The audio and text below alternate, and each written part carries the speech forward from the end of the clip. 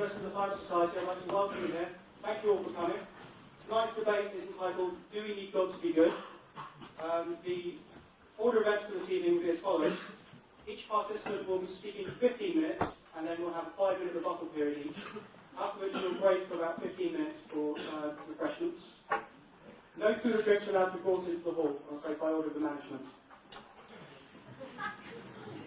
Upon our return, the debaters will be fielding questions from the audience, and we hope to finish by about 10 o'clock.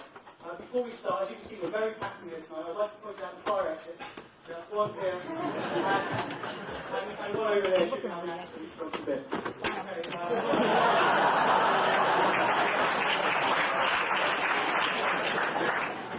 I'll just introduce you to tonight's moderator. It's Mr. Josh White. He's co-president of Oxford University Fire Society. And then introduce the speakers. Hello, good evening. I hope everyone is sitting comfortably. Even people down on the spats on the seats down just below the podium. This is I think it must be the 95th Fire Society Annual Science and Religion Debate. Any of you who've been in Oxford before will know this is a sort of 4-year-old chestnut that we try and bring out every year. In the past, we've debated such varied topics as does God exist? Is there a God? Isn't there a God? And who cares anyway? the one, can you hear me? This is coming out. The one consistent feature, I have to say, in the midst of such variety, is that science has always won. However, we are impartially hoping for a change to address the balance tonight. So it gives me great pleasure to introduce you to the speakers.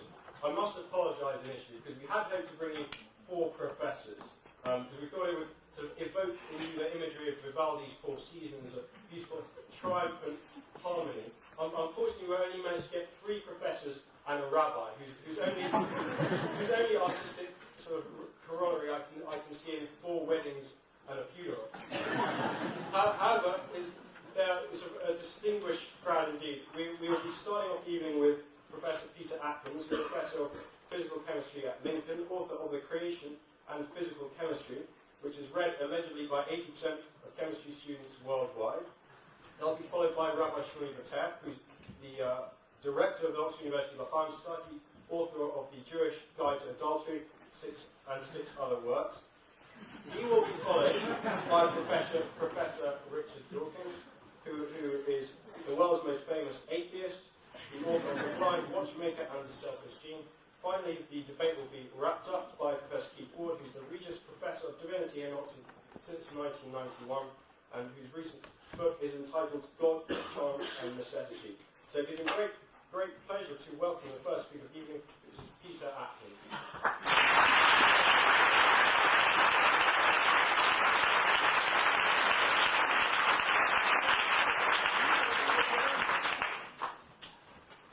Very much. It's a pleasure to talk this through yet again. Let me say at the outset that I see little difference between the threat represented by prisons to deter people from crime and the threat represented by God to deter people from behaving badly. The principal difference is that whereas we acknowledge that prisons have been constructed by humans, many people will not accept that the same is true of God. I'm prepared to accept that human inclinations being what they are, it's useful to have something like a God to act as a threatening man. If you defy me and refuse to listen, I shall increase your calamities 7 times. I shall pile your corpses on your lifeless idols, and I shall spurn you. I shall make your cities desolate and lay waste your sanctuaries. I shall destroy your land. I shall scatter you among the heathen, pursue you with a drawn sword. Your land will be a desert, and your cities heaps of rubble. Many of you will recognize the calm and encouraging voice of Leviticus. I regard it as important that we thinking people know what we're doing when we let gods like this rule our lives.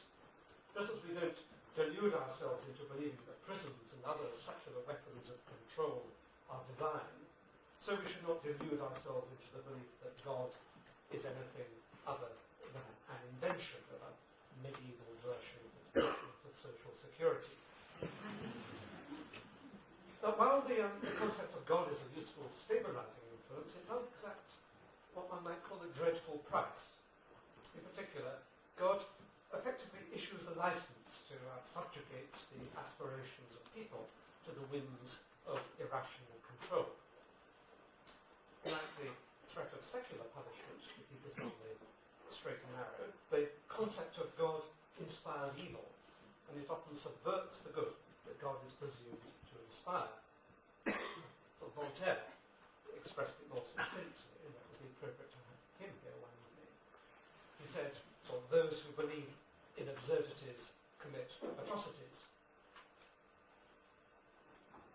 When anyone reviles his father and his mother, he must be put to death. If a man has intercourse with a man as with a woman, both commit an abomination. They must be put to death. A man who has intercourse with his uncle's wife must be put to death. More of God's advice to a young man on his personal development. Any man or woman among you who calls up ghosts or spirits must be put to death. But people are to stone them. More advice to the unbeliever. If a man divorces his wife for any cause other than unchastity, he involves her in adultery. And whoever marries her commits adultery. It's hard to see here a distinction, really, between goodness and human bestiality. Well, the motion before us presumes that God is an inspiration to goodness. However, as I turn the pages of the Bible, a very rare occasion, rather enthralling. As I turn the pages of the newspapers, which I do rather more often, I find it hard to form the view that God is uniformly an inspiration to goodness. Indeed, if we interpret the question we're debating in one way, then yes, we do desperately need God to be good, and the sooner the better.